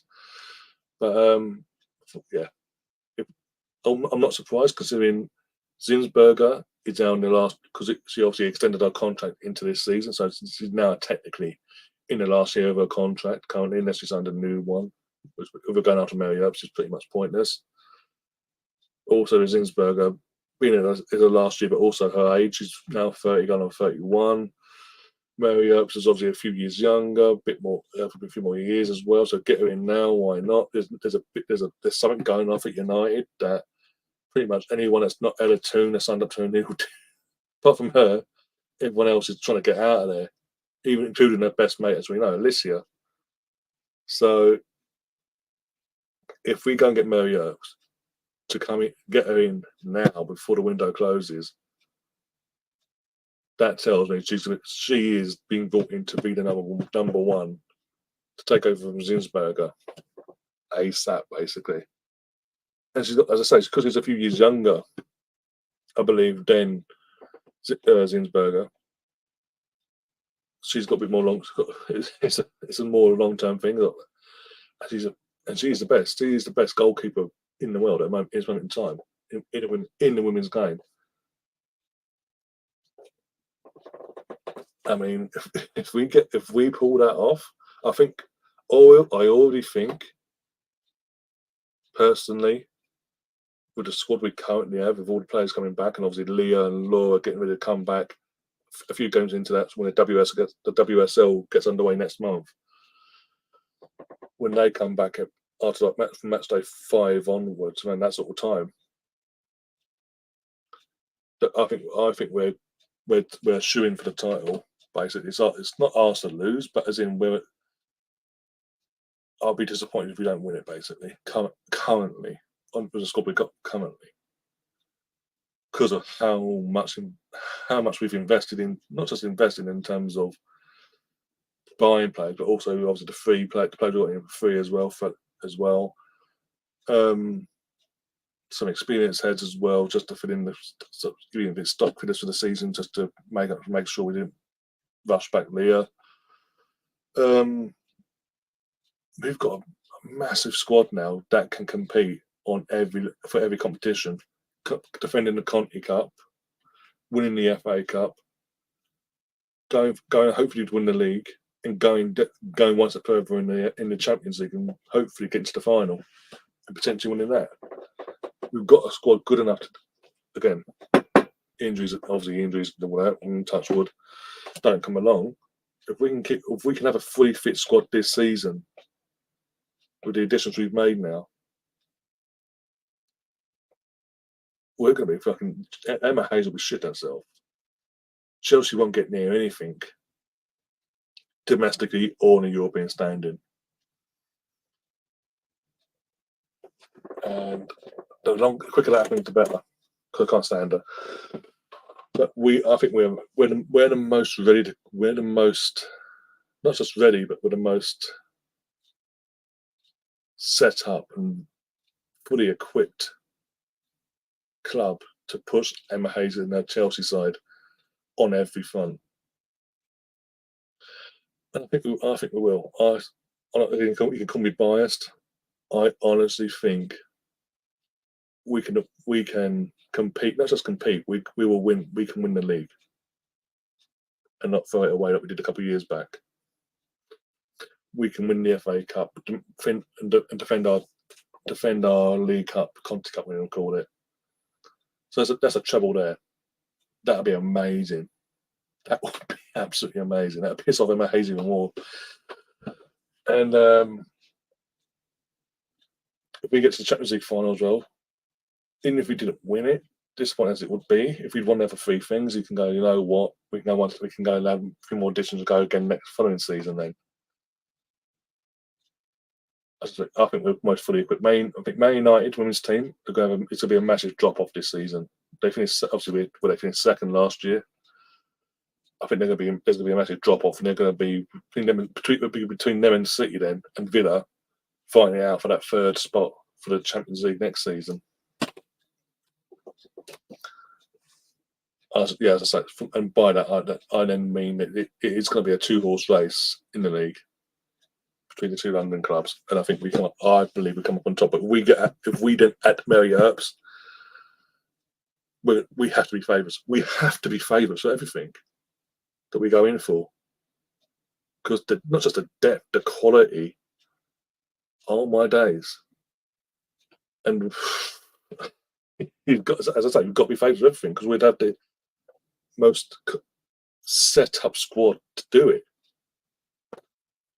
The quality's there now. We just got to hope we don't have what we had last season with the injuries. The injuries is what fucked us, basically. If you think about it, from the Conti Cup final onwards, first that season, last season proved it. If we hadn't had the injuries to Beth and Viv, and then later on Laura and Leah, imagine what more we could have done last season. We got to a semi-final of the Champions League.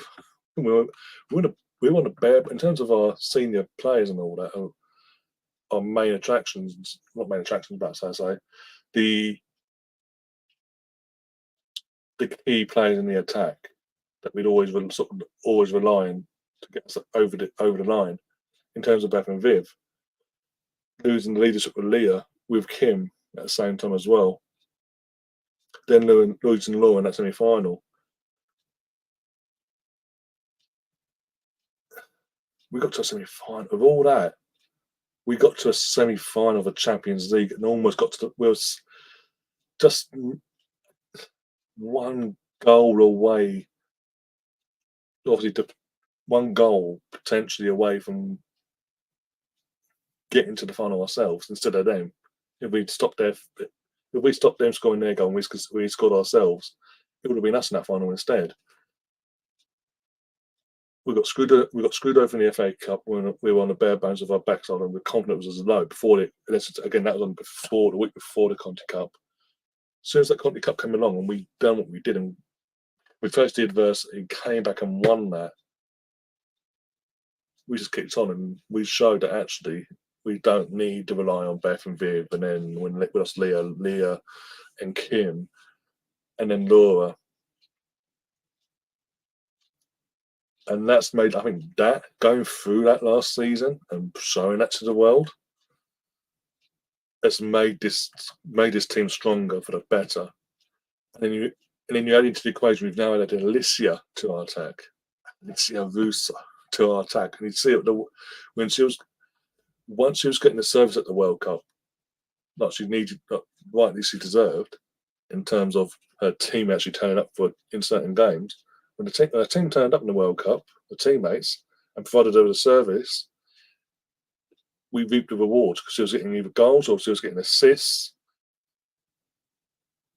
So you've added her now into attack with alongside, as I say, Stina, Leah Herning, Caitlin Ford, Vivian Miedemar, Beth Mead.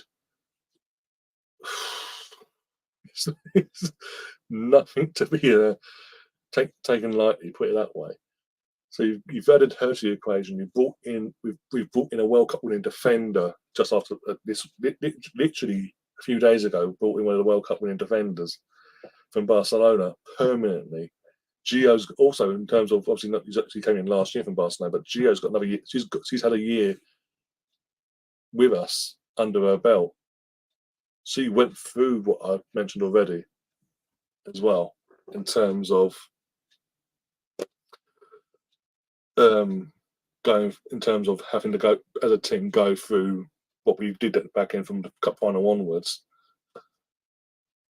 So she has, again, as I say, it's made everyone individually stronger, but collectively stronger for the better.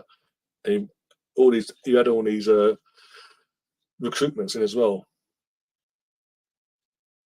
we don't, you can't take no one can take us lightly this season. I honestly, I genuinely believe, as I say, as long as we have, as long as the ACL curse can piss off this season coming,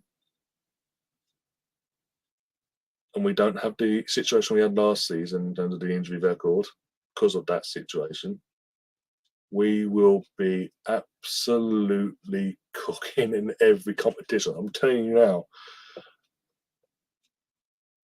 If we can get to a semi-final, avoid adversity around us, get to a semi-final and be minutes away from the final itself. Selling at the stadium, we sold at every single ticket available for that semi-final as well. Let's not forget that. That's huge for the women's game in general. It shows that our fan base is actually genuinely getting beyond our women's team as well. I mean, we've all got our opening WSL fixtures at the Emirates as well against Liverpool, match day 1. Not on TV, but I don't think it's on Sky, but it might be on BBC, but I don't think it is. I'll double check it near the time. We've already sold over 30,000 tickets, and it's still selling, obviously. Nearly the entire lower tier has been sold out nearly. Parts of the club levels completely sold out nearly as well. Upper tier's been opened now. There's a potential where opening day we could break our own record, WSL record, for attendance and ticket sales again.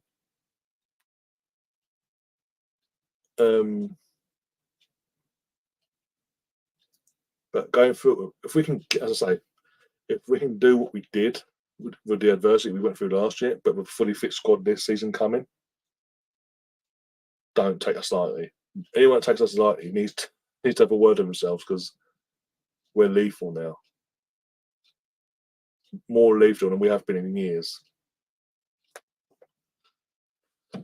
Let's say I would potentially, again, if we get Mary Earps, I would put this squad on the level of potentially being competitive enough to do a redo of the 06-07 season, which was win it all, which again would kill Emma Hayes.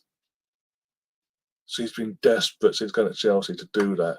Since he left us, and because he was part of the coaching, for anyone who doesn't know, she was part of the coaching setup in 06-07. She wasn't the main coach. She was Vic Akers' assistant, or one of his assistants, in 06-07 at Arsenal. Since she left Arsenal to go to Chelsea, she has been desperate to repeat that as a manager herself at Chelsea. Come close for once in that time and got battered in the Champions League final to Barcelona.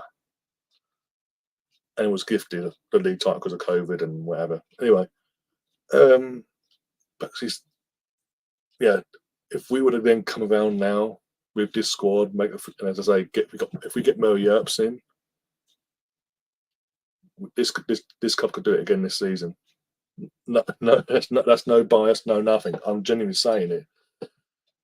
That's the levels. You look at that. Go and look at that squad we had. Again, when you consider that squad as well was part. It was part time for them as well. They had to go and hold down a part time job out off the pitch as well. And look what they achieved. Look at the amount of goals we scored in. Sanderson scored over 50 fucking goals in that season in all comps.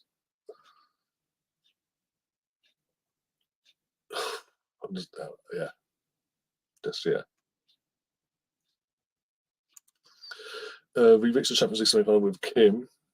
I think we just lost to the game afterwards, but yeah. Oh, did we? No, that's Kim Little. Kim Little was already injured. She went out the game or two beforehand. I think it was a game before. No, there was 2 games before, because obviously you had the league game when she went out, then the first leg, and then the second leg. So it was that 2 games beforehand. We lost Kim Little to an injury that took out the rest of the season. So hence why Katie McCabe was the captain on the night. Viv and Beth, Leah got injured against Man United as well. And then we lost Laura during that game as well. That shows how lucky we were. Even the games against Chelsea, we played them. New Year's Day. Was it New Year's Day? In January? I think it was New Year's Day. No, it wasn't New Year's Day. It was January 15th. Sorry, the first game after the winter break. Sorry, at the Emirates, we completely outplayed them. They were so getting that equaliser was so jammy because we completely outplayed them. We should have won that game. I'm trying to think now. The away game. I'm trying to think the away game. But yeah, the penultimate game of the season wasn't the away game against Chelsea again. I think that's more of a we knew that we weren't going to win the league sort of thing, and they just we shook ourselves into the ground. You know what, Chelsea, to the United world that you sort of do what your thing, and yeah, just run out of steam by that point. What would your starting 11 be this season? Well, based on the current squad, not including the potential of Mary Earps, if it was just the current squad itself, obviously Zinsberger's in goal. Who are you talking about in terms of when we have a fully fit squad? If you mean when we have a fully fit squad, it's easy. Zinsberger in goal. Sorry. Ludovic Via, right back, when she's back. Williamson, and then Amanda, who just brought in. Kate McCabe down the left-hand side as left back. And then midfield of Kim Little and Leah Volti at the pivot. Frida Marmon. I'd have. It sounds hard because he was our best player last season. But if you've got Viv back, you play Viv in the cam. As hard as that sounds, you'd have Viv in the cam, Beth down the right, Caitlin down the left, and for me, Russo down the middle. And have like Frida Marnham and Stina and all that, and Hurling on the bench. I think with the option that we've got with Alicia, I've always said in terms of Stina, I personally think we can get more out of her from coming from the bench because Alicia can run the team, the defence is ragged, and still be as physically demanding as Stina is, but also have the pace and the athleticism to run the defence is ragged. So when Stina comes on, that defence is absolutely completely shut in every way, shape, or form, and then Stina can come on, finish the game off. And Frida Marmon as well. Again, I know it sounds harsh because, as I say, she was a top goal scorer. She was the player of the season for us last year. She stepped up massively. It sounds harsh not to start putting her starting 11, but I'm just saying, if you've got Vivian Miedemar fully fit and back, you can't bench her, and you can't bench Kim. You can't bench Leah Volti either.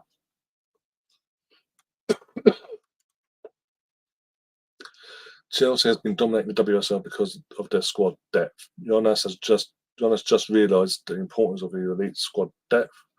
I'm not even joking. We are scared. Yeah, exactly. That's what I'm saying. And if we add Mary Earps to that before the window closes, I think Spencer already mentioned when it closes. What was it? I'm trying to think now. Where was it? September 14th closes the window for the women, right? If we somehow manage to add Mary Earps to this squad now, depth-wise, it's amazing as it is, but that's like next level in terms of complete depth. Yeah.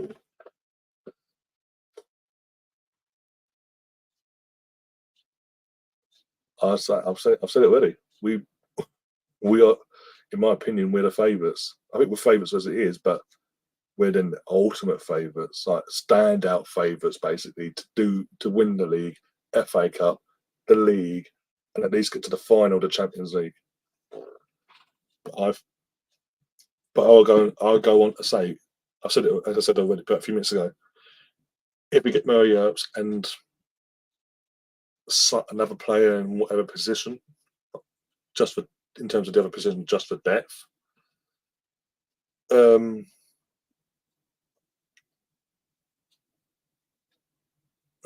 I think we can win all four next season. If not just because of that, But that's mainly a focus on if we can stay, touch wood, injury-free completely. If we can have a fully fit squad for the entire season, no issues that we had last season, we can not just go deep in competitions, we can win them all. And as I said, that will kill Emma Hayes. The fact that we can do it twice and she couldn't do it once. That will kill her. In between, when she was there as a coach, as assistant, she's had opportunities to build a squad that could do it. One bite at it, failed, bottled it, if you will. We've come along, got ourselves as a club back to the level we need to be in terms of depth-wise, as Gary's mentioned, and as others have mentioned as well, in terms of Jafar and all that. We can do all that, and we've done all that, and we go and do it straight at the first attempt. We just go, okay. This has been basically 3 years, 5 minutes in your time, because you've been at Chelsea for 9 or 10 years, or however long it's been now. He's been here 5 minutes. He's done all 4. What's the excuse now? She'll find an excuse. It'll kill her, but she'll find an excuse to why we done it and she didn't, and try and dig us out. But I don't care, because we'll have all 4 fucking trophies again. As I say, I genuinely think we could. With or without Mary Earps, but I'm saying, Jesus. But we'll see. We'll see. I'm going to wrap things up now. As I say, go and check out Tom's channel, the Full Nelson podcast, for your wrestling fixes and all that. That's literally kicking off in about 8 minutes' time. So if you haven't already gone and subscribed, do go and subscribe now. The Full Nelson podcast. Yeah. Let me fix their death issues. Well, enough. I have, to an extent, because obviously the main issues, obviously, with losing, especially losing Raffaele the way we did. Defensively, knowing we haven't got Leah for the first few games of the season, and Laura, we've addressed the defence side of things, and we've got Beth. We've added an attack. We've added players to our attack as well. We've got players coming back to bolster our attack as well. We did have for the most of last season in terms of Viv and Beth. I think we're forced to be. I generally think we are forced to be reckoned with. Get me Herbs and Odoloff. I know it's unlikely for Odoloff, but we drop a crazy figure. Wolfsburg would be tempted. Depends how much we've got to pay for fucking Herbs, though, because, yeah, United being United. Get these 2 and we win the Champions League. There's a good chance of it. Obviously, Barcelona will be in our way, but we would have a squad capable of going toe-to-toe with them, basically, in a one-off game. Assuming once we qualify properly for the competition properly, we avoid them in the group stages and the knockout rounds. If we can get them in the final itself in a one-off game.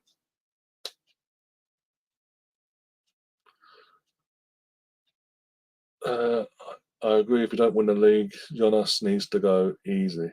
Well, the pressure's on him now, because the rest has been put. Obviously, he won the Conti Cup last year. He's won his first trophy now. He's got the taste to winning the trophy of Arsenal now, the Conti Cup last season now. But the pressure's been put on him because obviously he's been backed. With doing that, he's now been backed in terms of, when you compare it to last summer, obviously the last summer's window was awful. This summer, they've gone out and backed him and given him the player and got in the players he's wanted. Straight from no questions, no quibbles, no nothing. And we're stronger now. Thanks. Bit difficult as I had to mod Sazzle. Yeah. Earlier, but I think I'm yep. Well, I didn't go into complete chaos. I didn't mention certain people in this country being dodgy, so to say. But yeah, all good. It's all good in the hood. As I say, I'm going to go now. I've got 5 minutes before Tom gets on the way over on his channel, so go and check that out. As I said, Jafar, if you're a wrestling fan, like you say, go and check it out. If you haven't subscribed, go and check it out. The full Nelson podcast. It was basically his channel image is Nelson from The Simpsons, so that'll be the way. That'll be the channel. If you see Nelson from The Simpsons in the channel logo, that's who you're on about. And Stefan, yes, I am on tomorrow. The stream is ready and set up for tomorrow as well. We'll do Arsenal versus Manchester United live watch along. 4 o'clock we'll be going live. Hopefully Gary and Joel hopefully looking to join us, not in his way he usually does. Hopefully Gary will be around to join me as well. And a couple of others we'll wait to hear back from. But yeah, aside from that, we will definitely be here 4 o'clock. We'll go live, go through the teams, get some confirmation on certain things, and get ready for the half-4 kickoff. And hopefully the lads don't let us down going into this international break. Get the win tomorrow. Keep within touching distance of City. We can't afford 4 games in. We can't afford to be 5 points behind. Chasing Man City at this stage.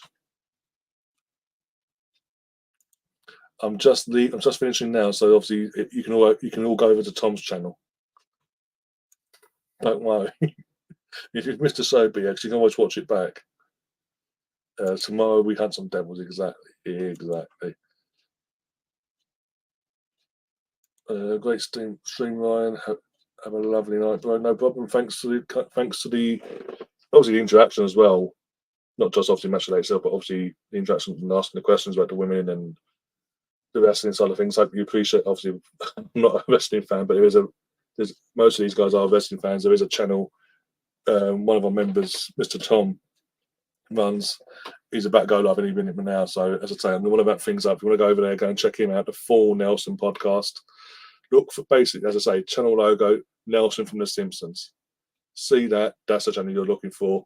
Subscribe to it, and you'll be going live any minute now. So, and you'll get all your wrestling info. You can ask all the questions you want on that side of things as well. Do smash the like.